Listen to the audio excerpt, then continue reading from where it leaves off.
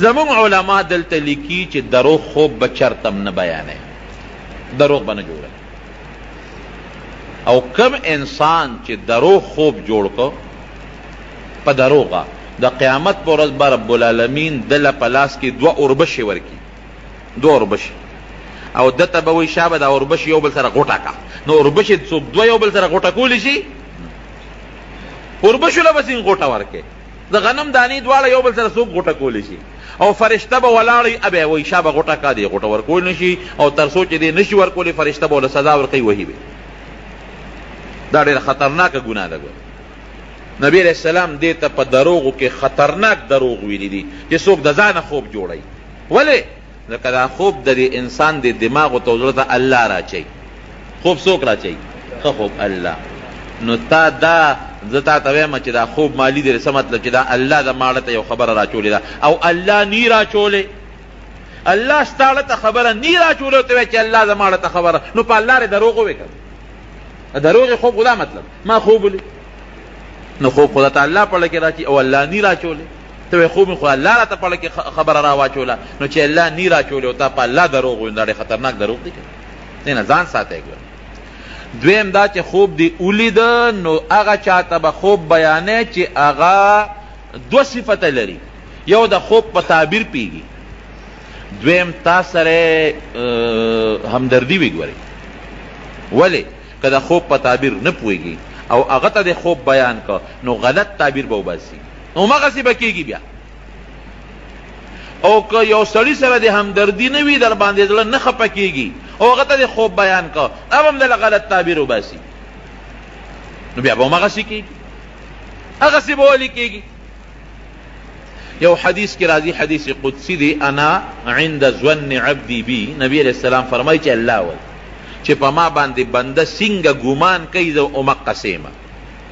نو تا خوب ولیده مثلا، او د هغې خوب درته ما تعبیر بیان که، غلط می بیان که، یا تا خوب نه دی لیدی او ما تعبیر درکه، نو ستاړه کې به هغه سودا راشي چې دا کار جوړ داسې کېږي.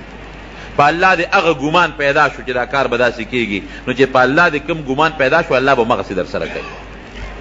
پام کوئ د خوب متعلق چې خوب د ځانه جوړ نه کوي ګناه ده، او که خوب هم ولیده نو هغه چاته به بیانوي چې کوم تاله ښه تعبیر وباسي، پوهېږي او د سره همدردي وي چې مزېدار تعبیر درته درکړي.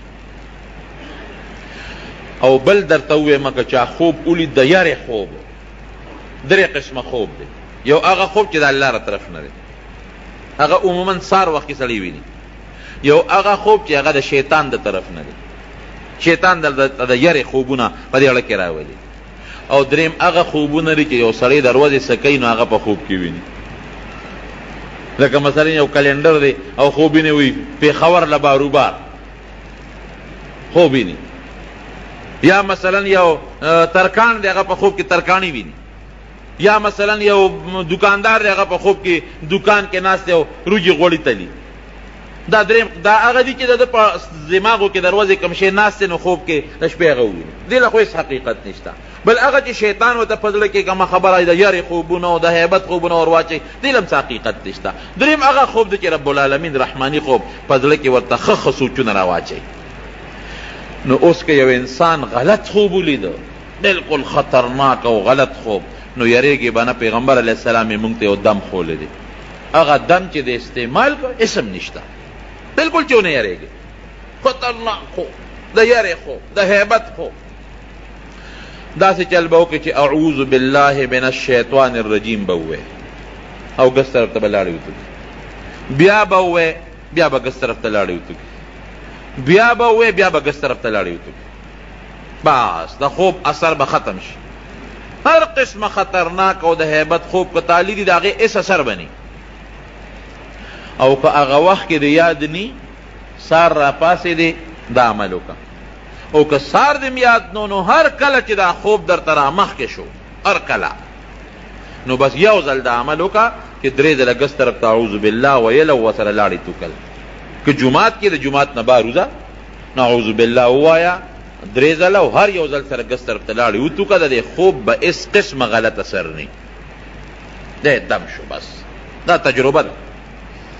او که مزیدار او خشته خوب دی ولیده، نبی علیہ السلام دی په خوب کې ولید، الله دی په خوب کې ولید، یو نیک سړی دی په خوب کې ولید، مونځ دی ولید، هر قسمه نیکي. نو د الله تعالی حمد ادا کوي، الحمدلله. او راشه یو 2 رکعاته نفل وکړه، لږه صدقه ورکړه، بیا برته رب العالمین د دې نه نورم خشته او مدیدار خوبونه ښیي. خو درو خوب جوړول دا ډېره غټه ګناه ده.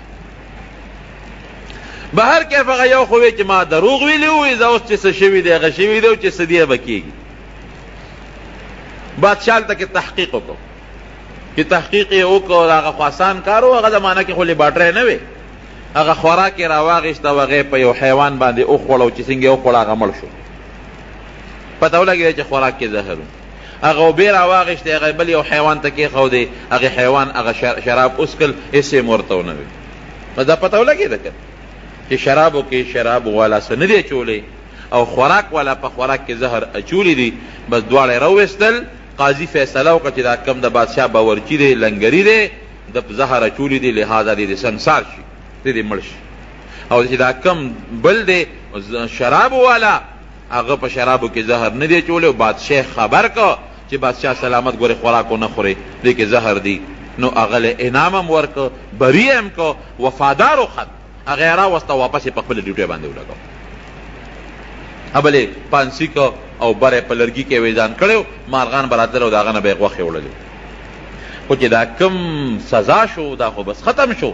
او چې کم بری شو نو یوسف علیه السلام هغه ته وایي ته خو بری کېږي، بری شوې، نو اذکرني عند ربک، ته چې لاړ شې نو زما معامله لږ بادشاه ته یاده که زه هسې بېڅه مفتو کې جیل کې پروت یم.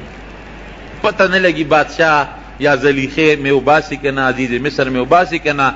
نو وزیر صاحب گیر کړی ما، مشر بادشاه ته به زما الوی چې دارنګ یو مسافر دی او هغه هسې بې ځایه په جیل کې پروت دی، د هغه دا مسله ده. نو دا لږه واوره او د ده مسله کې څه فیصله وکړه. نو ته مهرباني وکړه بادشاه ته دې ما یاد کا. نو چې دا خبره د یوسف علیه السلام دا خو څه بده خبره نه ده، د ګناه خبره نه ده، غلطه نه ده. یو سړی دی غریب گیر دی او بی ګناه گیر دی، هغه چاته سفارش وکړي چې د ما سفارش بادشاه ته وکړه چې ما خلاص کړي، دا څه بده خبره نه ده. لیکن بیا هم د یوسف علیه السلام شان سره مناسبه نه وه. د یوسف علیه السلام شان دا دی چې د بادشاه نه ولې مطالبه کوې، د لوی الله نه مطالبه وکړه. هغه الله چې کوی کې ته پروت وې او د کوی نه یې راوویستلې، نو د کوی نه خو دا جیل کوی خو ډېر تنګ جیل دی، دا خو ډېر فراخه جیل دی، دې نه دې رب العالمین استی شي. نو قرآن کې الله فرمایي چې دا خبره یې وکړه چې بادشاه ته ما یاد کا. نو الله د هغه سړي نه خبره یېره کړه. فلبث فی السجن بضع سنین، 7 کاله په جیل کې دې نه پس نورم تیر کړل. اوس پیغمبر ته الله گرفت، یونس علیه السلام یې د مهي ګېډې ته ونه رسو. اوس ما غوندې که راګیر کي نو ورته پته ده که دله لږه سزا هم ورکوم نو تښتي، نو مونږ ته ګزاره کوي الله دومره سخته سزا نه راکوي. او پیغمبر خو ورته معلوم دی که دی هر څومره زه راکاږم دی پیغمبر دی د ده با یقین او د ده هغه نبوت او هر څه به نور هم پخته کېږي. د هغې داسې مثال دی لکه چې څومره یو سره زر څومره په اور کې اچی نو هغه خرابېږي نه، هغه نور هم خشته کېږي. خو که دغه دی دا ګیلټ دی په اور کې ور واچول په یو ساعت به دوړی، او که سره زر دی ور واچول به نور هم خشته کېږي. نو زمونږ مثال خو د ګیلټو دی، نو که معمولی زور هم ورکوي نو ایمان پرېږدي. او پیغمبر خو سره در دی، نو که هغه له هر څومره زور هم ورکوي هغه نور هم دغه کېږي، الله ته تقرب حاصلېږي. او پیغمبر خو پاک دی، نو معمولی خبره وه خو رب العالمین پې خفه شو چې ښه تا ما ته ولې رجوع نه کوله، تا قیدي ته وی چې بادشاه ته مې یاد کا. فلبث فی السجن بضع سنین، اورېږه یو 7 کاله در باندې جیل کې نور هم تېر و. هغه نه خبره یېره شو. دې نه مونږ ته دا مسله معلومه شو چې بعضې وخت کې به یو انسان بې ځایه جیل ته لاړ شي، دا د هغه دپاره یو سبق دی. یوسف علیه السلام به ټولو جیلیانو ته وی ګوره زه بې ځایه راغلی، زه خفه نیم، د الله په کارونو مې صبر دی، تاسو هم صبر وکړئ. دا ته بله مسله معلومه شي. به هر کیف بادشاه لوی بادشاه چې دی خوب ولید، مشر بادشاه چې خوب یې ولیده، خوب داسې و چې یو غټ دریاب دی، هغه دریاب اوچ، د هغې دریاب نه 7 غواګانې راووتې، سربې مضبوطې غواګان، ورپسې 7 ټپې ټیپې بیکاره چې تشه ډوکي داسې غواګانې راووتې، خو چې راووتې نو د اوو غواګانو دا سربې غواګانې وخوړې. اوس عقل خو دا وایي چې مضبوطه غوا لګي شي دا بله نه نه دا او غوا خو غوا نه خوري. نو دا اوه غواګانې دا ټپې ټپې رالې او دا سربې غواګانو باندې بس ورغړم کړی و. هغه سربې غواګانې وواړه الواق تېرې کړی و ویې خوړې. بلې ده ولیدل چې اوه شنه وږي و د غنمو ډېر اعلی مزېدار او اوه اوچ زیړ وږي و. نو دا زیړ وږي د غنمو د دې شنو وږو نه تو شوي دي. لکه بعضې وخت کې که ستاسو خیال وي که نه نو په دې اونو باندې یو زیړ غوندې شی لګېدلي نري نري زیړ زیړ تارونه یې څه ورته وایي منیشه ورته وایي. هغه زیړ زیړ څیزونه نو هغه چې د دې شنې څانګې نه تو شي نو هغه بوټي وچکي بنوشه هغه وچکي. نو دارنګې دا زیړ اوچ چې کوم وږي دي دا را د شنو وږو نه تو شوي اوه. نو چې بادشاه دا خوب ولیده نو یو ته وي د خوب تعبیر ویرېده بادشاه هوښیار و. بل ته وي د خوب تعبیر بل ته وي د خوب تعبیر چا ته هم د خوب تعبیر نو معلوم. تا چې کوم ساقي دی هغه ته رایاد شو اوهو زما یو اشنا دی په جیل کې یوسف یې نوم دی اخو د خوبونو ډېر زیات ماهر دی. بادشاه سلامت زما یو اشنا دی او جیل کې پروت دی او بې ګناه په جیل کې. ګوره اوه کاله پسې خبره را یاده شوه الله ته یېره کړه خبره. دا یاد او یېره د چا په اختیار کې دي؟ د الله. بعضې وخت یو اهمه خبرې د انسان نه یېره شي ښځې نه یېره شي خاوند نه یېره شي رور نه یېره شي دوست نه انسان. نو اوه کاله ته یېرو او چې دا خوب بادشاه بیان کړ نو ورته را یاد شو زما جي یو نږدې اشنا دی ډېر ښه سړی دی او بې ګناه صاحب په جیل کې پروت دی او د خوبونو تعبیر ډېر ماهر او اسیم ډېر نیک انسان دی زبردست. او جي هغه له به لاړ شمه او د دې خوب ال به ورته ووایم او فورا دله تعبیر درکوي. بادشاه وی ښه نیک ولې دی ګوره وی نیک انسان دی ځکه یوسف علیه السلام به خلکو ته په جیل کې هم نصیحتونه کول. د دوو کسانو د ساقي او د طباخ چې ورته کله خپل خوب بیانو که نه نو یوسف علیه السلام ورته څه وایي وی ډوډۍ نه مخکې دله تعبیر در کوم لا ډوډۍ به نه راغلې خو یو خبر هم درته کوم. ګوره د خوب د تعبیر نه مخکې ورته څه وایي وی هغه الله چې موږ او تاسې پیدا کړي هغه الله ګورې شریک نه لري. زه په هغه دین یم چې کوم دین د ابراهیم علیه السلام او د یعقوب علیه السلام دی. دغه الله موږ سره ډېر لوی احسانات کړي دي موږ سره ډېر انعامات کړي دي. او ګورې پام کوئ زه د خلکو د دې دین د دې شرک نه بیزار یم تاسو به هم شرک نه کوئ. د یو الله د توحید داعیان به جوړېږئ. هلته هم د الله د یووالي او د رب العالمین د توحید هغه تبلیغ کو په جیل کې جیل کې لګیا دی خپل تبلیغ کوي خلکو ته د نیکۍ نصیحت کوي د شرک نه او د کفر نه د خلکو زړه تورئ. نو دی وایي بادشاه ته چې ډېر نیک سړی دی ډېر ښه سړی دی ورته پته وه زم جي د هغه نه د تعبیر وباسم.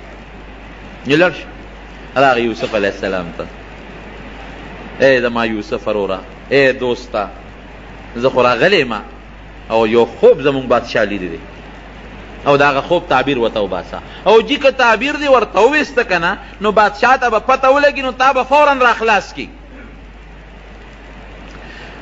اوس که یوسف علیه السلام غوندې اوه کاله پس جیل کې تیر شو نو که زما غوندې سړی وی ښه تا ته د اوه کاله پس زما خبره یاده شو اشنا تا ته ما ویلو چې ما بادشاه ته یاد کا نو تا زه بادشاه ته ګوره یاد نه کړم اوه کاله مې مفتو کې جیل کې تیر کړل د خدای نیکبخته تا د ما سفارش نه کو ته خو د بادشاه ساقي وې.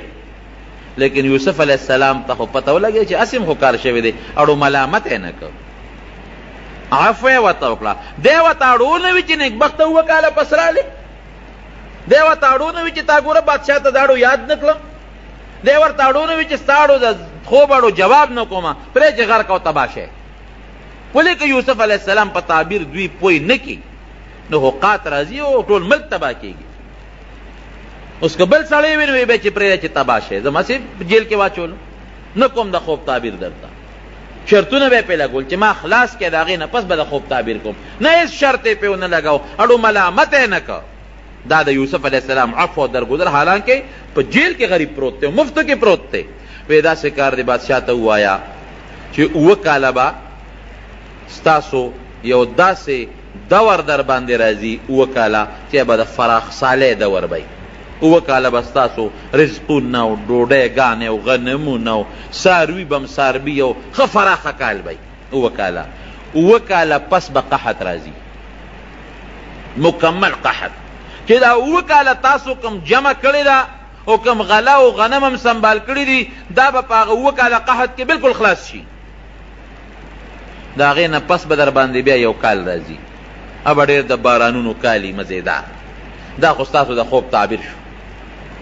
اوس به کوسه دی ورته الو نه وي، ځه لړ شه او بادشاه ته دې الو وایه، او دې ځل یې ورته دا نه وي چې ما ورته یاد کا.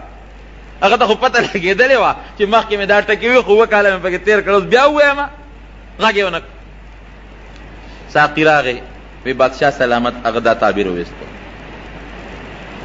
یاره وی ورشه دا سړی راوباسئ، دا خو ډېر پوه انسان معلومېږي، دا څوک دی؟ راوباسئ، چا به دا سړی فورا راولئ.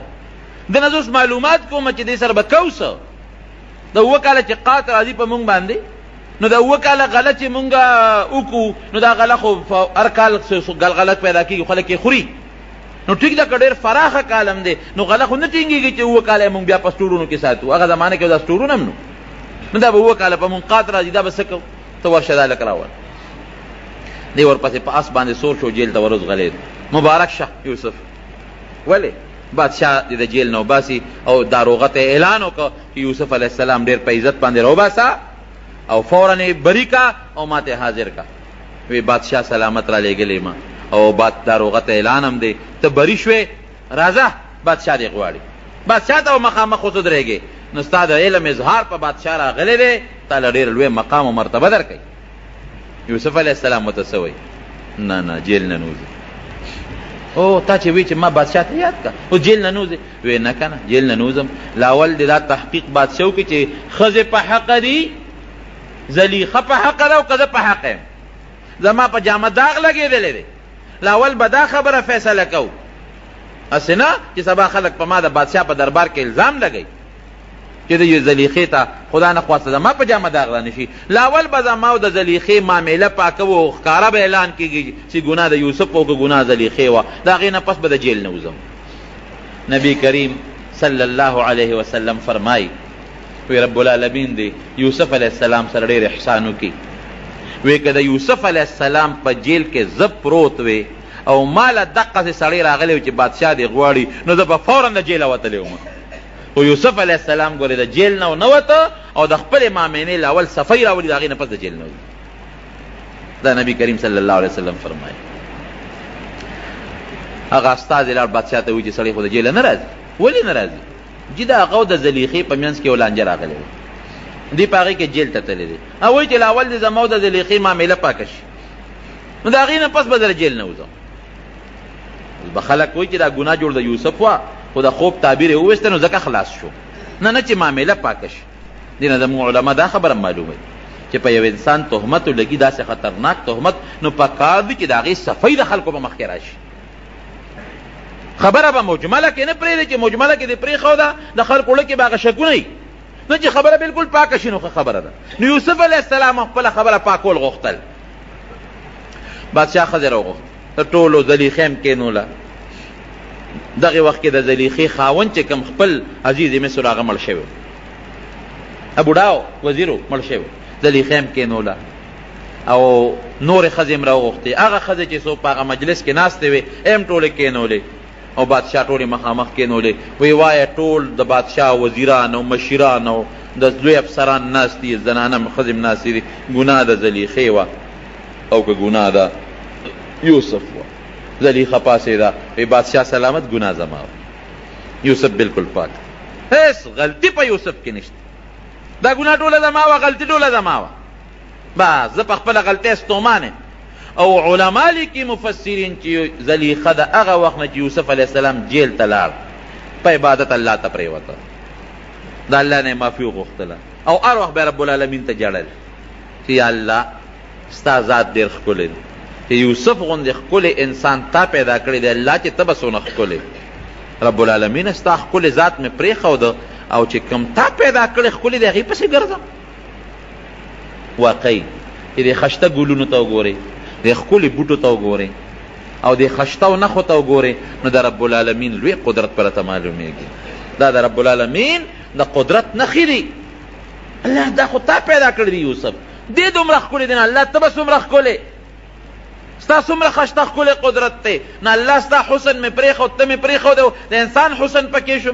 لویې توبې رب العالمین ته وویستله د الله ذات ته، او بس د الله د ذات نه معافي وغوښتل او په عبادت به پرته و، الله ته به یې جړل ارواح د رب العالمین په حضور کې به جلاګانې کولې. او دغې وخت کې اقرار هم وکړه چې بلکل یوسف ته ګناه نشته، ما ته مطالبه کړې ده او دا غلطي ما کړې ده. یوسف علیه السلام ته یې وی چې بس صفی راله ټولو وزیرانو ته او اهل سلطنت ته او هغه زمانه کې چې کوم ذرایع ابلاغ وو هغې ټولو دا خبره خوره کړله چې غلطي د زلیخې وه، اوس توبهګاره ده، د یوسف علیه السلام غلطي نه وه.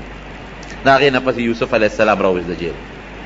چې راوویسته نو د هغه کمیس واغوسته، کم کمیس چې د سره محفوظ پروت و. ما درته تېره جمعه ویلي چې ابراهیم علیه السلام په غور کې و او هغه کمیس ورته جبریل علیه السلام اچولی و. او بیا هغه کمیس د ابراهیم علیه السلام نه پس اسحاق علیه السلام ته لاړ. اسحاق علیه السلام یعقوب علیه السلام خپل زوی له ورکو، او یعقوب علیه السلام دا کمیس د ریخمو کمیسو د یوسف علیه السلام په دې غاړه کې اچولی و، تعویض غوندې شکل کې. د جنت اعلی قسمه ریخمو. د ریخم استعمال ګورې سړو له منع دی، ښه ښځې کولی شي، سړو له منع دی. نبی علیہ السلام فرمائی، دا خبر یاد اوساته چې په دنیا کې سړی ریخم استعمال کړل یا سره زر استعمال کړل نو د اخرت د سرو زرو د ریخمونه به محرومي. که دلته ریخم واچول په آخرت کې به ریخم، په جنت کې قیمتي جامه ریخم دي، د هغې نه به محرومي. که دلته کې سره زر استعمال کړل د جنت د سرو زرو د کالونه به محرومي. جنت کې به ښځې هم د سرو زرو کالي چې سړي به هم اچوي، سړی به هم د سرو زرو کالي اچي، خشته خشته بنګړي. نو اصل کې اوس خو خلک وایي یاره بنګړي خو سړي چې اچوي نو ځان ورته ښه پکې نه ښکاري. نه نه نه، ابه داسې نه. دا ګړی چې مونږ اچو دا هم یو بنګړی دی که نه، دا ګړی هم یو بنګړی دی چې انسان یې اچي، نو ته مونږ ته خو په ګړی ځان بدي نه ښکاري. دا چې کوم رواج دي د ښځو، نو که سړی هغه رواج استعمالوي نو پې بدي ښکاري.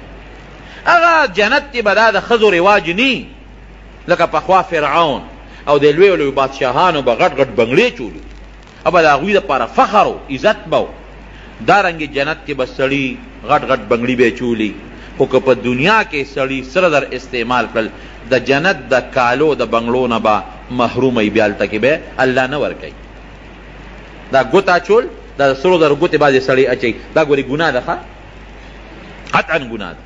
د سرو زرو ګوتې بلکل به نه استعماله. څوک د سرو زرو غاښ لګوي، څوک د سپینو زرو په کاسه او په جام کې اوبس کی، دا ګناه ده سړو دپاره.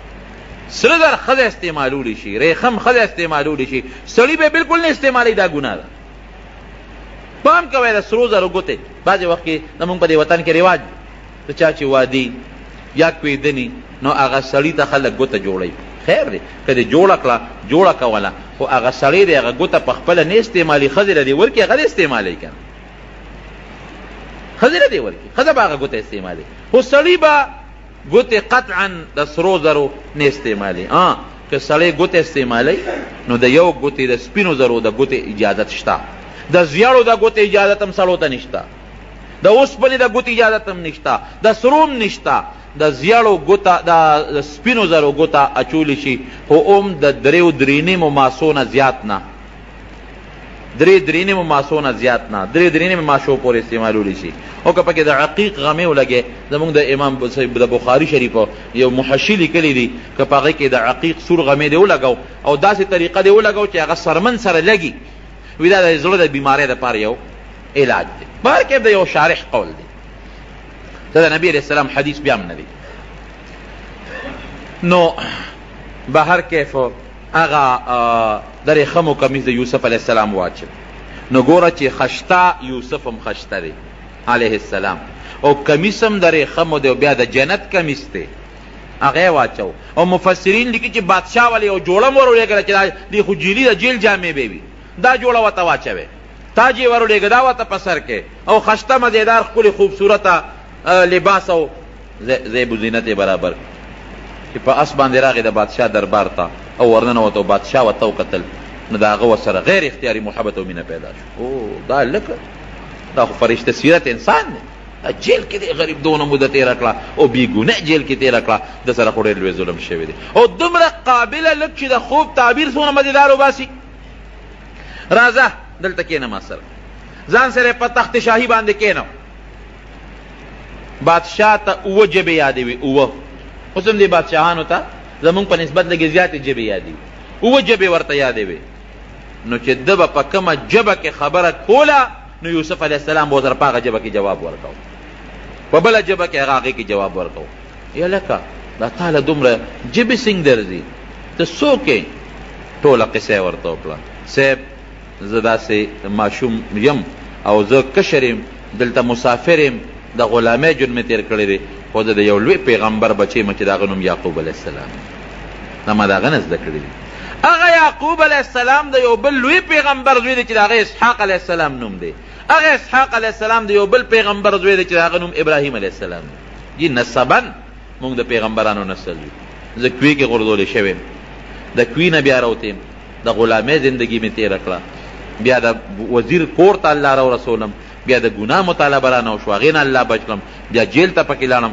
اوس ستا مخکې دغه د حاضر ولاړ دا ټولې ژبې ماله راځي ښه زما د خوب تعبیر ویا خو ما صاحب ایستی دی وی دې سره به کوو څه دا راته یو الو ښایه چې دې سره به څه کوو چې دا اووه کاله بارانونه وشي او غلې زرغونې شي نو دا خو به په هغه اووه کالو کې خلاصې شي اووه کاله چې کم قات راشي هغې سره به څه کوو وی بادشاه سلامت زه به راته علاج وښیم وایه سیل او ټول وزیران دي او مشیران ټول ناست وی دا چل به وکړو چې اووه کاله خو د رب العالمین د طرف نه تا چې دا اووه سربې غواګانې ولیدلې او دا اووه شنه وږي دي ولیدل د هغې خو دا تعبیر دی چې رب العالمین به ښه بارانونه کوي سیلی به او دا ځمکه به دا ګیاګانې هم زرغونې کړي او دا غنم به هم زرغون کړي نو غله چې څومره ابه مونږ په خپلو وږو کې ساتو ګوره هغه زمانه کې خو دا دغه ونه دا سټورونه دا به مونږ په خپلو وږو کې ساتو نو دا قاعده ده چې غله دې په خپلو وږو کې وساتله نو هغه خرابېږي نه اوس خو خیر خلک نه کوي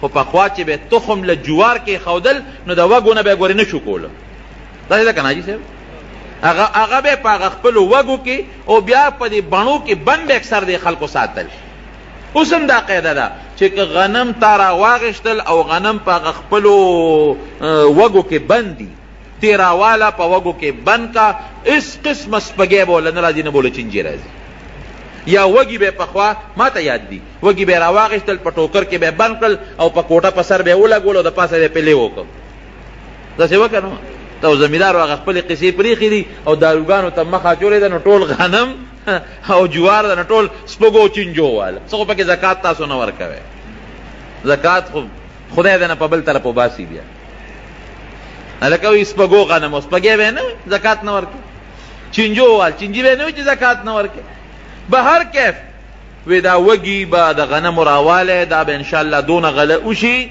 چې څومره ضرورت دی خلک به خوري او باقي د حکومت غله چې څومره ده سرکاري ځمکو چې کومه غله شوي هغه به په وږو کې سنبال کې هغه به د هغه چې کوم بوسو نه هغه څه ورته وایي هغه ټانټې به غونډې به او د وږو هغه چې کوم ویښونه دي هغه څه ورته وایي چې کوم نه بوسو دي دا به ویښ کې ګیرډی کوي او سنبال به پرتې وي بس چې کوم د ضرورت مطابقي او استعمالو باقي پرتې چې اووه کاله کله قات راشي دغه وږي به بیا رجو او دغه غنمونه به بیا مونږه غوبلې کوو نو بوس به څاروي خوري او غنم به انسانان خوري اووه کالو کې به مونږ دا غله به اووه کالو ته ساتو د هغې نه پس به بیا یو کال رب العالمین بارانونه کوي او ښه فراخي به راځي دا مې دغه دی بادشاه ورته وایي داسې کار دی چې تا ځان سره مشیر مقرر د بادشاهانو مشیران ځکه تا ډېره ښه مزېداره مشوره را کړه یوسف علیه السلام ورته وایي نه مشیر مې مه مقرروه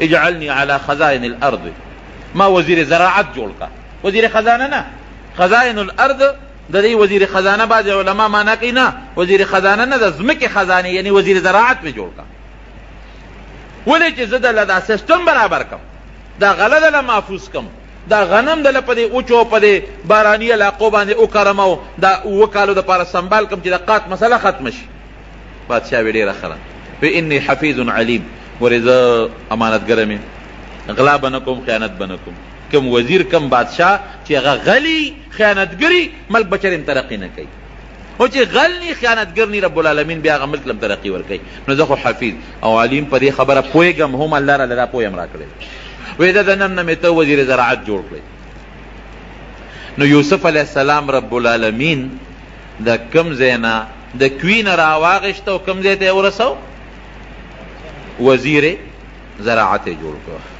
دا د رب العالمین نظام دا غټ برت ته ان مع العسر یسرا سختی در باندې رب العالمین راولي. الله ته رجوع کوا ته ګور الله به دا سختۍ بدل در ته په اسانتیا درکې. نور بم رب العالمین تعالی سہولت درکې اسانتیا بدر کوي. بل دین ادا عبرت چې په سختو کې به یو الله ته رجوع کوي. ګوره یو الله ته رجوع کوي او بل دین علماء یو بل مسله معلومه اسی خو مشری غختل ګناه ده نه بغواړي مشری به نه غواړي. خو کتا ته یو ځای کې پته ده چې اهل نشتا غیر اهل راضی نو بیا په هغه وخت کې یو سړی مشری غواړي نو جایز دي. لکه دلته کې یوسف علیه السلام ته پته وه چې دلته کې خو اهل نور څوک نشته. دا چې څومره وزیران دي دا غله برالي او د قات په زمانه کې بیا په ډېرو غټو غټو پیسو خرڅوي او په خلکو به قات راشي. اهل نشته. دوی په خپله مطالبه کوي چې خیر دی که ما وزیر زراعت جوړی نو ما جوړ کړو. دا به معلومېږي. او بل چې انسان جامه پاکوي او رښتون انساني د هیڅ قسمه پروا نه ساتي رب العالمین به د حفاظت کوي. دی به الله ساتي لکه یوسف علیه السلام چې رب العالمین وساتي. دا غ تهمت نه پښتانه وي ته خپله جامه پاکه ساته الله به د امداد کوي. دارنګې ته خپله جامه پاکه ساته پروا مه ساته که څوک درپسې خبرې کوي که څوک هر څه کوي. رب العالمین به ستا د پاکه جامه ښکاره کوي او د خلکو د تهمتونو نه به د الله ساتي. او کله چې بادشاه را غوښته نو هغه دا ویلي چې حکم یې وکوی دی را خلاص کې راولی استخلصه لنفسي دی به زما مشیري ما سره به بس. ځکه د یوسف علیه السلام علم او د هغه پویه او د هغه هوښیارتیا ورته معلومه شوه دانایي ورته معلومه شوه نو ځکه یې ده وی چې استخلصه لنفسي ځان سره به ساتم زما خاص مشیر به د مشورې خاوند به. او بیا چې یوسف علیه السلام حسینم و جمیلم و ډېره خشته هغه کمیس یې مچولی و کم کمیس چې حضرت ابراهیم علیه السلام ته په اور کې جبریل علیه السلام اغوستی و د جنت کمیس و. او بیا په کوی کې جبریل علیه السلام د ده په غاړه کې واچو ځکه پلار ده ته دا غاړه کې اچولی و. هغه اچولی و جنتی کمیس او خوبصورت شخصیت او بادشاهم هغه له جوړې ولېږلې په یو تخت باندې ځان سره کېنو. ټولو وزیرانو استقبال هم وکړو. الله وله عجیبه شکل هم ورکړی و مزیدار. د شکل خپل ځان له د انسان یو مخورستوبي د انسان دا شکل د تور او د سپین سره تعلق نه لري. یا بعد انسان شرنګ نه توري لیکن هغه له الله داسې د مخ یو عزت ورکړي خلک یې قدر کوي. نو دی خو خشته هم بادشاہ چې ته بیا تپوس وکړه او ده وله کوي مشورې ورکړې وی تا ځان سره مشیر کوم وینا اجعلني على خزائن الارض انی حفیظ علیم. ما د خزانه د ځمکې خزانه یعنی د زراعت وزیر یو خو عام وزیر خزانه نه د ځمکې خزانه خو زراعت فصلونه دي او د خوب تعبیر هم دغه طرف ته چې قات برازي نو زه ډېره حفاظت گزاره میم حفاظت کوونکې میم امانتګره میم پوهېږم الله راله علم پوی هم را کړې ده وی ډېره ښه ده وزیر زراعت مقرر. دغه درمیان کې چې دی روت هغه عزیز مصر هم مړو. کم عزیز مصر چې دی ورسره مخکې د غلامۍ زندگی تیروله او د هغه چې کومه ښځه و زلیخه چې د یوسف علیه السلام سره محبت و هغه هم تقریبا د بوډاوالي عمر ته رسېدلې وه بوډۍ وه. بیا بادشاہ ورته درخواست کی دور منصور لیکلی دی بادشاہ ورته درخواست وکړه چې یوسفه داسې وکړه چې دا زلیخه په نکاح واله خاوند یې مړ دی تا سره ډېر زیات محبت او ډېره زیاته مینه وه در سره او د هغې د هغه محبت او د مینې د وجې نه ته جیل ته هم لاړې هغې اقرار هم وکړه چې غلطي زما وه څه ګناه الله د هغې نه هم نه ده صادره کړې هم الله د ګناه نه بچ کړه کومه غټه ګناه چې ده ته خو الله سې مو ساتلې دا زما یو درخواست ومنه د هغې زړه به لږ په قلار شي او خاوند یې مړ دی په نکاح واله. یوسف علیه السلام دا هغه بادشاه هغه درخواست قبول کو او زلیخې سره بیا نکاح وکړله. نکاح نه پس عجیبه زندگی و. بیا یو ځل یوسف علیہ السلام هغه د ښځې او د خاوند منځ کې چې کوم تعلقات دي هغې ته به زلیخې هېڅ توجه نه ورکوله، هېڅ قسمه. یو غاړه کې به ناسته وه او نفل به یې کول، الله به یې یاده او جړه به یې کوله.